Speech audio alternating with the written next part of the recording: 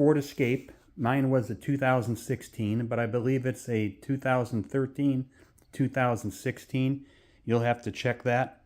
This is the charcoal canister Evap purge valve assembly. And if you need a new purge valve for your Ford Escape, you'll get a code on the computer and it'll tell you that there's a purge valve problem.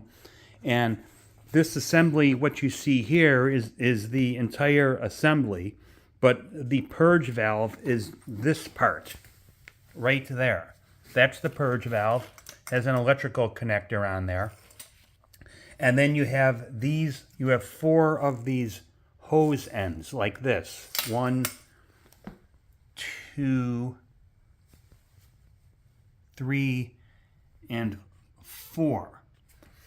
And I know that this purge valve is bad because I got the code, and then also when I got this one out, this is the old one I just took out of the car, I blew through this right there, that hose right there, and air was going through this assembly, through the valve, and out these other hose openings. And this valve is supposed to be normally closed. It only opens when it has voltage on it. So after I got it out, I knew that it was bad. The part was only $100, so I decided to do the work myself. I called 2 Ford dealers. They wanted $650. The job took me about an hour to do. And the hardest part of the job was getting to these clips on these connectors. So I'm going to show you how these work. This connector, this hose connector, of which there is 4, there is 4 of these green clips that go on this side. This one's broken because I broke them to get them off because they're very difficult to get off when they're inside the car. But once you pull this clip out, you can press on this little plunger here, and you can see how it opens up the jaws there. And then you can remove this connector from the hose. So step 1 would be to pull this green clip out. And in order to do that, you have to pull these little tabs here that way. Pull it towards this side. And once you pull them towards the side, then you can pull the clip forward like that.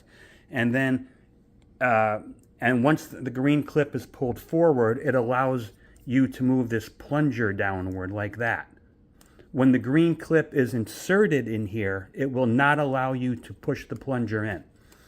So, after doing this job, the hardest part of the job was getting those green clips off the old hose, all 4 of these connectors, and then getting my hands in there to push these little guys in order to pull the hose off. That was the hardest part of the job. So I got to use all kinds of like little tools and stuff to reach in there. You'll probably cut your fingers a little bit like I did. But once you get the old one off, it's a lot easier to put the new ones on. And I suggest do what I did is when you get the new assembly. A couple more things I'd like to add to this video real quick. Depending on the engine you have, this purge valve assembly part number will change.